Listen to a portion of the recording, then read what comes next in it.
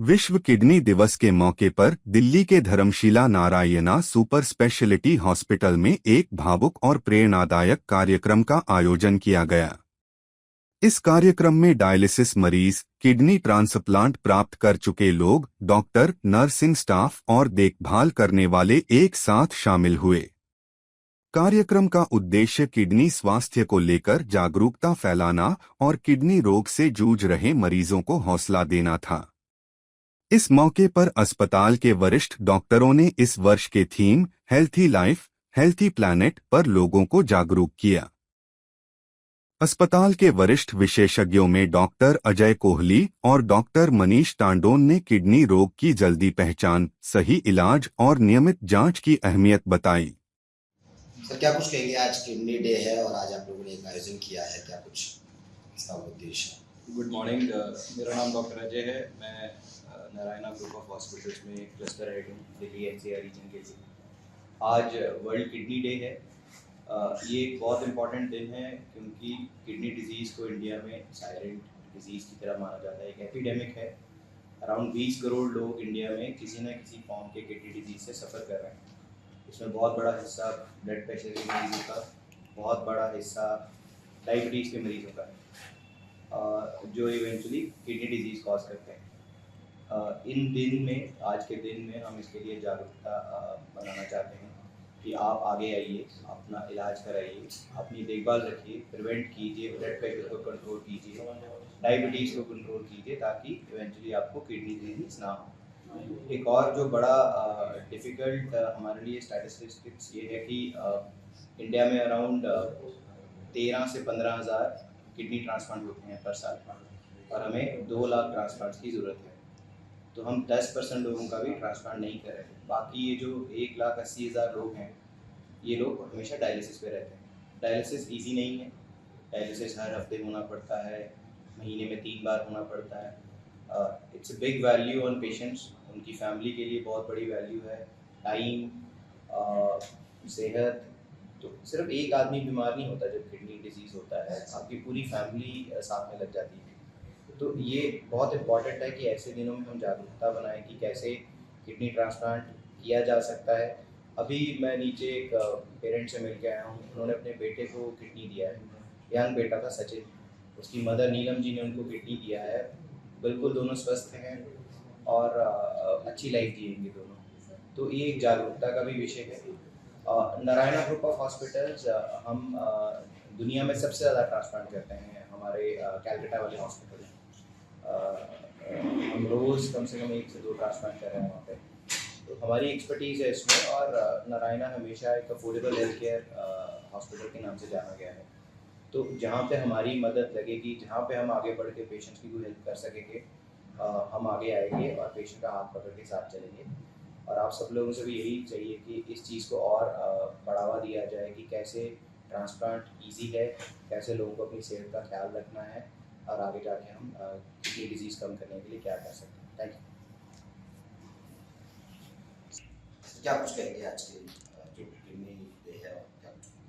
जी नमस्कार, मैं डॉक्टर सुमित गहलोत हूँ, urologist, senior consultant director and robotic surgeon and transplant surgeon, Narayana hospital.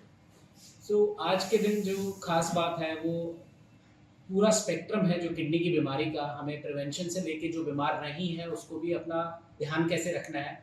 साल में एक बार अपनी जांचें ज़रूर करानी है। उससे आपको पता चलता है, शुरुआती बीमारी पकड़ने में हमें मदद मिलती है और उसका अगर हम शुरू में ही इलाज कर लें तो बीमारी को ख़त्म भी किया जा सकता है और उसको डिले भी किया जा सकता है। और अगर आपको बीमारी है तो रेगुलर अपना चेकअप नेफ्रोलॉजिस्ट, यूरोलॉजिस्ट के पास कराएं, अपनी किडनी का ध्यान रखें ताकि बीमारी को संभाला जाए।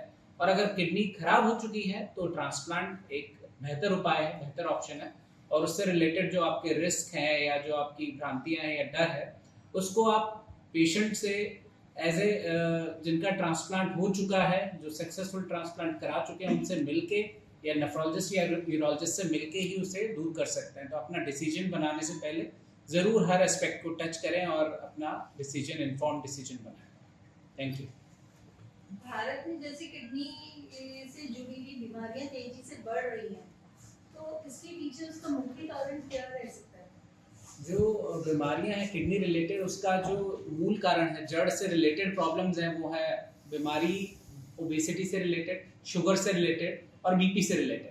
तो जब मोटापा, शुगर और बीपी की बीमारियां बढ़ती हैं तो अल्टीमेटली वो ऑर्गन्स को खराब करती हैं, जिसमें किडनी एक सबसे महत्वपूर्ण ऑर्गन है जो खराब होता है।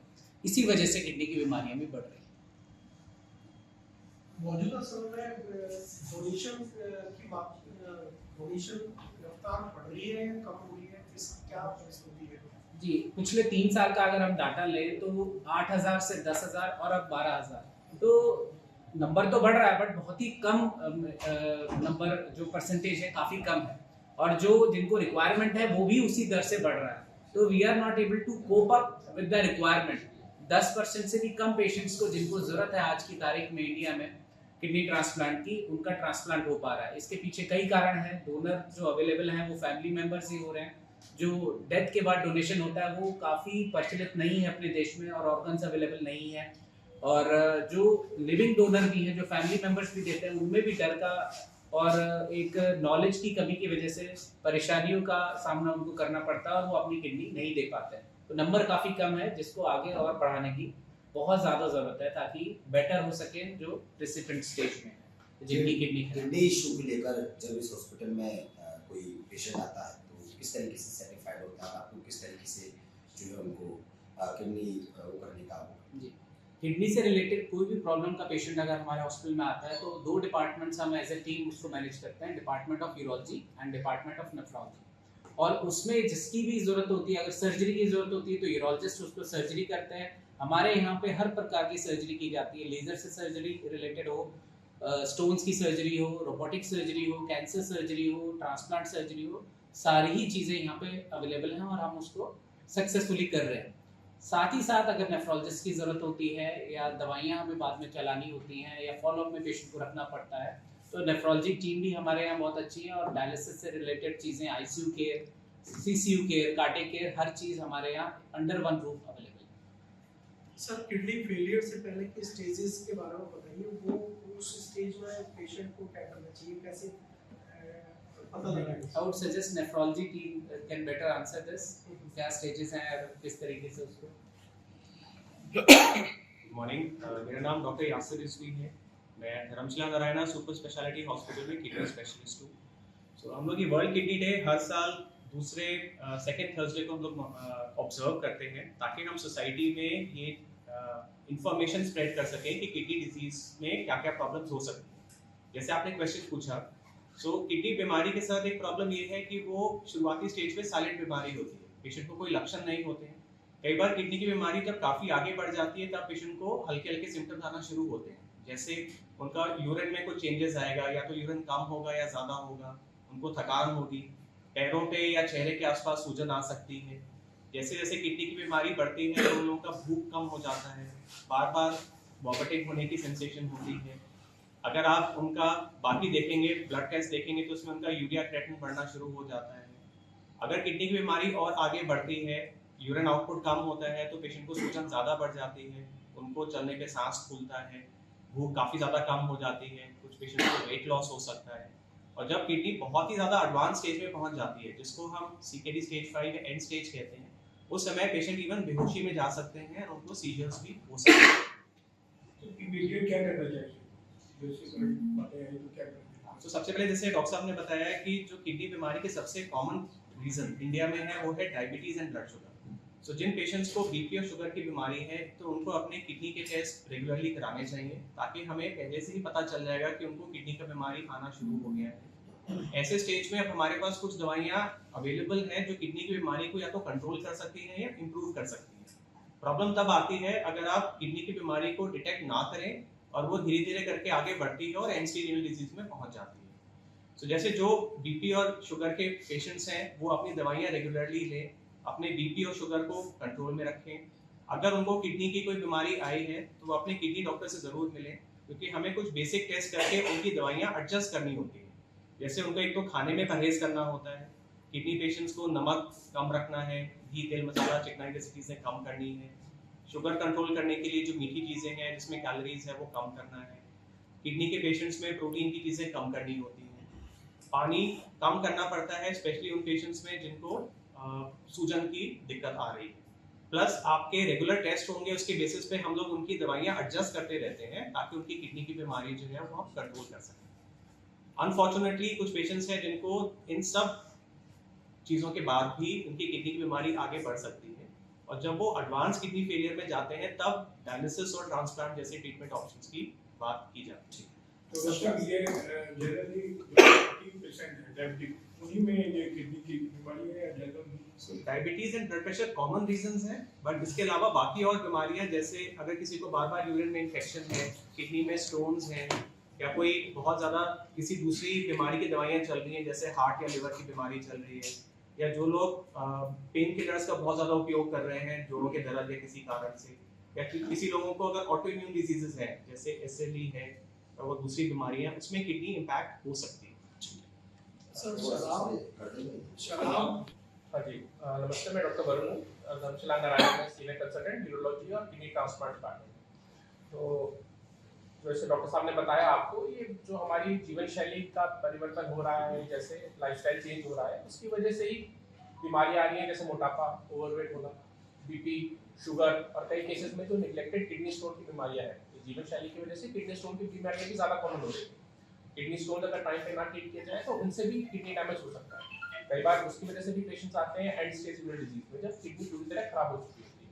तो ये जीवन शैली अगर हम ठीक करेंगे तो उससे हमारी ये बीमारियाँ कंट्रोल हो सकती हैं और किडनी की बीमारियाँ होने की प्रोबेबिलिटी है जो सोसाइटी में वो कम हो सकती है। मैं जानना चाहता शराब और किडनी का क्या ताल्लुक है? देखिए, शराब का सेवन तो हानिकारक होता है, वो किडनी पे भी दुष्प्रभाव डालता है, बाकी ऑर्गन पे भी दुष्प्रभाव डालता है, लीवर को भी खराब करता है। ये शराब सबसे कॉमन रीजन है जिसकी वजह से लीवर फेलियर होते हैं, और लीवर फेलियर होने की वजह से किडनी फेलियर्स भी बढ़ते हैं, उसको हेपेटोरेनल सिंड्रोम कहते हैं। तो लीवर की बीमारी की वजह से भी किडनी में दुष्प्रभाव पड़ता है। तो आप ये मतलब हम कह सकते हैं कि जो ज़्यादातर ड्रिंक करते हैं उनको किडनी का ज़्यादा इशू हो सकता है, या नॉर्मल जो नहीं करते हैं, बिल्कुल नशा पत्ती से दूर रहते हैं, उनको भी हो सकता है? नशा तो हानिकारक है ही, नशे को तो किसी भी तरह से आप नुकसान नहीं दे सकते, तो शरीर के अंगों पे खराब प्रभाव डालता ही है। साथ में और जो बीमारियां हैं, BP, शुगर की बीमारियां हैं, शराब लेने से उनका भी कंट्रोल और पुअर होता है, उनको भी कंट्रोल करने में हमें ज़्यादा प्रॉब्लम आती है। सर, जो आज की थीम है हेल्थियर किडनीज और हेल्थियर डेली प्लान, तो इसका जो संबंध है आपस में पर्यावरण और हेल्थ को रिलेटेड किस तरीके? मैं doctor Sameer Tawake, director nephrology, Dharamshila Narayana super speciality hospital. जो हर साल हमारा जो वर्ल्ड किडनी डे होता है उसका एक अलग थीम होता है, ताकि हम किडनी डिजीजेस के बारे में, उसकी प्रिवेंशन के बारे में, उसके ट्रीटमेंट के बारे में और उससे संबंधित जो हमारे लाइफस्टाइल मॉडिफिकेशंस हैं उनके बारे में पब्लिक को अवेयर करा सकें। सो एक एनवायरनमेंट एक बहुत इम्पॉर्टेंट फैक्टर है जिसकी वजह से हमारा किडनी के ऊपर प्रभाव पड़ सकता है।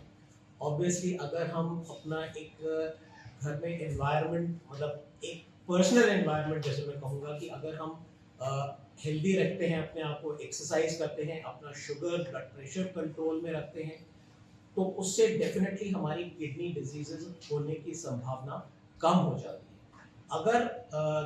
अगर हम प्रॉपर एक्सरसाइज ना करें, अगर हम अपना शुगर कंट्रोल ना रखें, ब्लड प्रेशर कंट्रोल ना रखें, तो उससे फिर बढ़ने की संभावना ज़्यादा बढ़ जाती है। पोल्यूशन, ओवरऑल जो एनवायरनमेंट का पोल्यूशन है, उससे भी किडनी डिजीजेस बढ़ने की संभावना हो जाती है। इस साल का जो हमारा अवेयरनेस है वो यही है कि एनवायरनमेंट अगर हम अच्छा रखेंगे तो हम अपने आप को हेल्दी रख सकते हैं।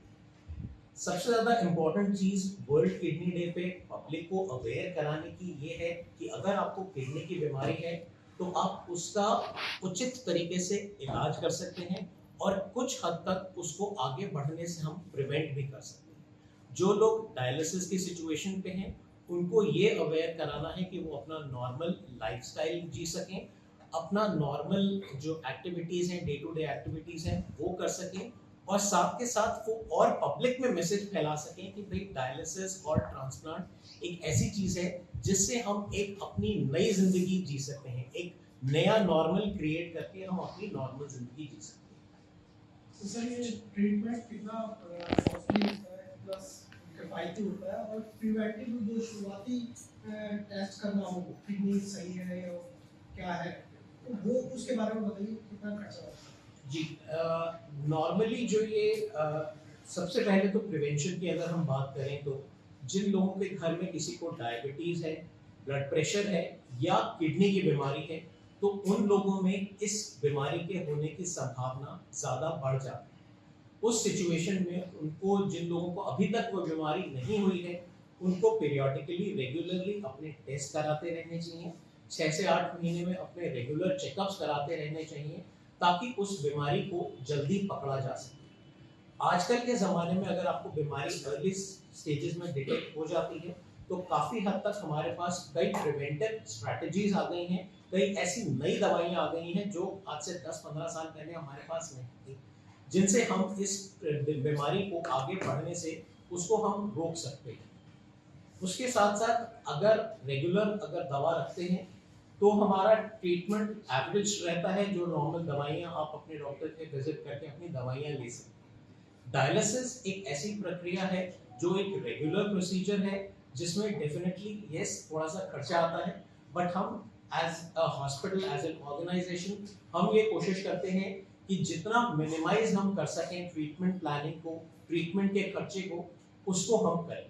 तो ये हमारे हॉस्पिटल की एक पॉजिटिव चीज़ है कि हम कोशिश ये करते हैं कि उसका ट्रीटमेंट में खर्चा कम से कम।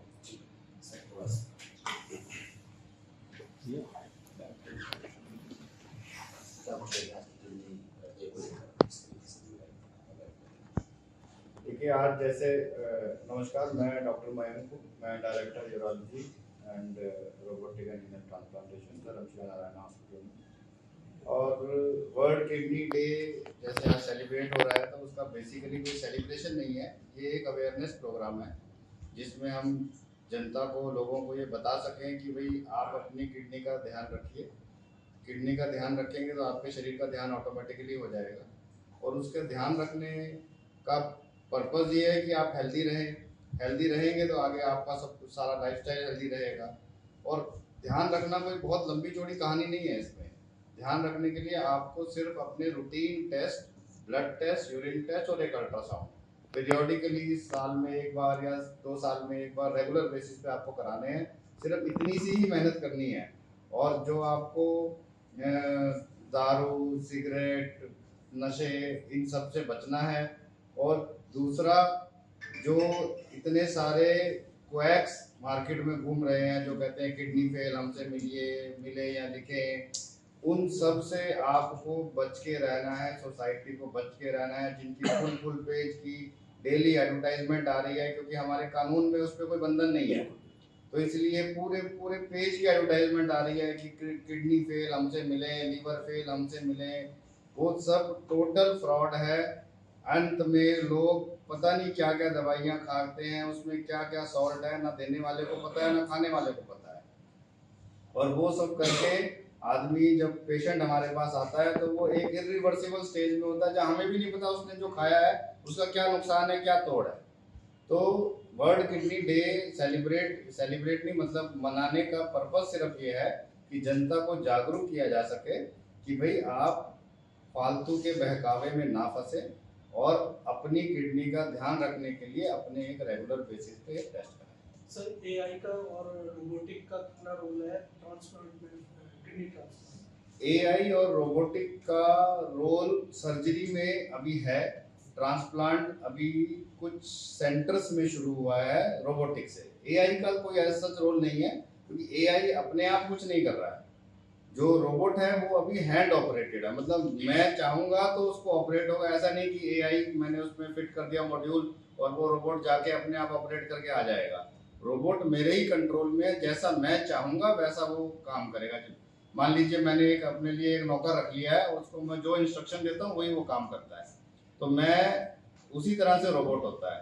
तो एआई का एट प्रेजेंट कोई ऐसा रोल नहीं है कि बहुत एक नई इनोवेशन आ गई है एआई और अब उससे किडनी डिजीज अपने आप या रोबोटिक्स से ठीक हो जाएगी। रोबोटिक सर्जरी जो चल रही है उसका वैसा ही है, एआई का कोई सेपरेट इम्पैक्ट नहीं है। तो सर, कितने अभी रोगी होंगे और परसेंट बढ़ रहे हैं या घट रहे हैं? बढ़ ही रहे हैं जी, पॉपुलेशन बढ़ रही है। लाइफस्टाइल, जैसे डॉक्टर साहब ने बताया, lifestyle disorders, blood pressure, sugar, मोटापा, ये सब बढ़ रहा है तो बीमारियां बढ़ेंगी। नहीं, आप इतना कॉन्शियस करते हैं तो फिर बढ़ रहे हैं, पेशेंट बढ़ रहे हैं, कुछ डेटा बेटा है इसका? नहीं, ऐसा सच तो कोई डेटा होगा, लेकिन मतलब मेरे पास अभी प्रेजेंटली अवेलेबल नहीं है। बट क्योंकि पॉपुलेशन बढ़ रही है और डायबिटीज, इंडिया को diabetic capital of the world बोला जा रहा है, तो डायबिटीज किडनी को खराब करने का सबसे बड़ा स्रोत है, समझ लीजिए आप। तो जिसने डायबिटीज पे कंट्रोल नहीं रखा उसकी किडनी को भगवान भी नहीं बचा सकता। ये दिल्ली एनसीआर में ये पॉल्यूशन की वजह से क्या कुछ सालों में बढ़े हैं? सर, पॉल्यूशन को लेके बातें बहुत हैं, लेकिन पॉल्यूशन पे कोई उसकी स्टडी, कोई इम्पैक्ट स्टडी नहीं है कि हाँ जी इस हमारा PM 2.5 इतना बढ़ गया, हमारा CO2 लेवल इतना था तो उससे हमारी किडनी को क्या स्पेशल डैमेज हुआ, ऐसा कुछ नहीं है। ओवरऑल हेल्थ को डैमेज है, उससे किडनी के भी डैमेज होगा या हो सकता है, पर ओवरऑल कोई ऐसा स्पेसिफिक डाटा नहीं है जो कोई डॉक्टर आपको ये बता पाए कि पॉल्यूशन बढ़ने से किडनी डिजीज बढ़ रही है। Thank you sir.